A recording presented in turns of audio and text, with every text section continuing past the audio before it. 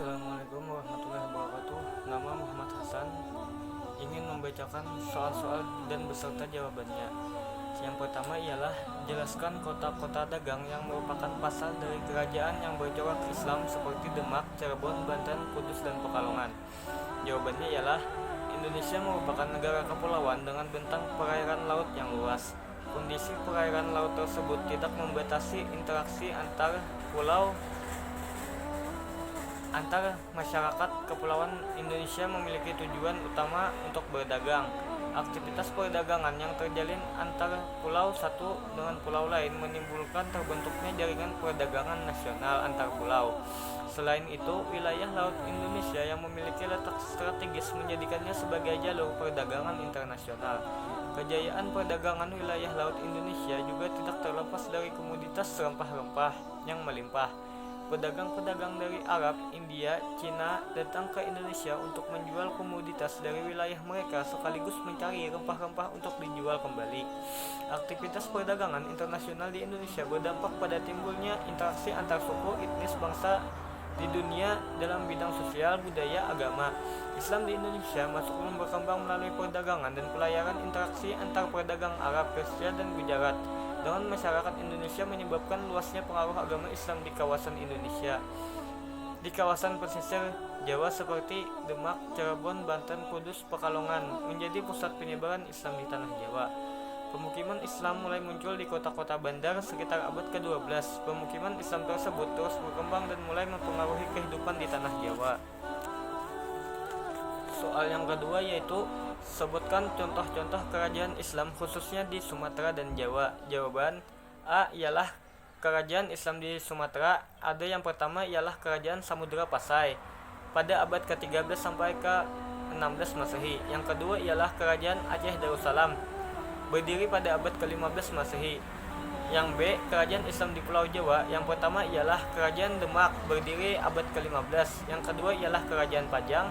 Yang ketiga ialah kerajaan Mataraman. Yang keempat ialah kerajaan Cirebon. Yang kelima ialah kerajaan Banten pada tahun 1524 sampai 1525 Masehi.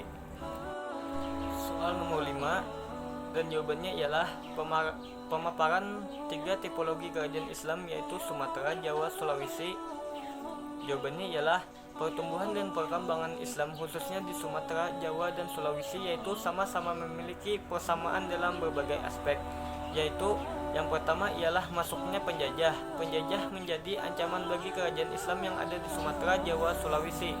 Perlawanan melawan penjajah Portugis dan Belanda oleh kerajaan-kerajaan Islam yaitu Kerajaan Malaka, Samudra Pasai, Aceh, Demak, Cirebon, Banten, Goa, dan Talo.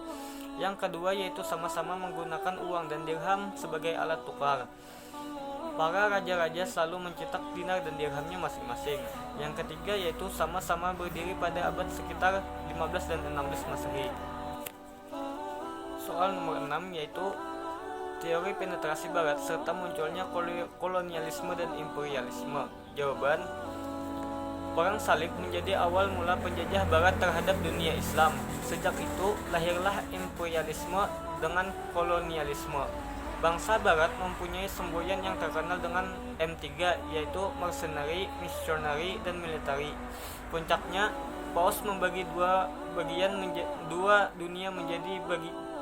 dunia menjadi dua bagian pada tahun 1493. Yang satu untuk Portugis dan Spanyol. Demokrasi inilah yang memberikan daerah mulai ke Brazil ke timur termasuk Indonesia menjadi milik Portugis. Pada tahun 1511, Portugis berhasil menduduki Malaka, pusat perdagangan Islam di Asia Tenggara. Kemudian Portugis tiba di Ternate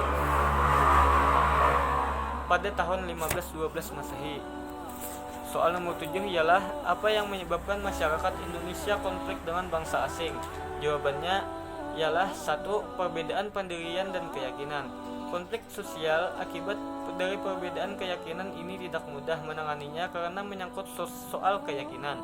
Yang kedua ialah perbedaan kebudayaan. Setiap negara memiliki budaya yang berbeda. Konflik yang disebabkan faktor budaya dipicu karena adanya ketidaksesuaian pelaksanaan norma, nilai, dan kepentingan sosial. Akibat adanya proses perubahan sosial dan pola masyarakat yang heterogen atau multikultural. Yang ketiga ialah perbedaan ras, suku, dan warna kulit. Indonesia yang kebanyakan bertubuh pendek akan sensitif bila disinggung masalah ukuran oleh bangsa lain. Soal nomor 8 ialah pendapatmu kondisi umat Islam di Indonesia pra-kemerdekaan dan pasca kemerdekaan. Jawaban, pra-kemerdekaan yaitu masa kesultanan. Para wali, terutama Wali Songo, sangatlah berjasa dalam perkembangan agama Islam di Pulau Jawa. Ulama sangat berperan di samping sebagai penyebar agama juga berpartisipasi dalam bidang pendidikan. Salah satunya yaitu dalam membangun lembaga-lembaga pendidikan Islam yang dikenal dengan pesantren.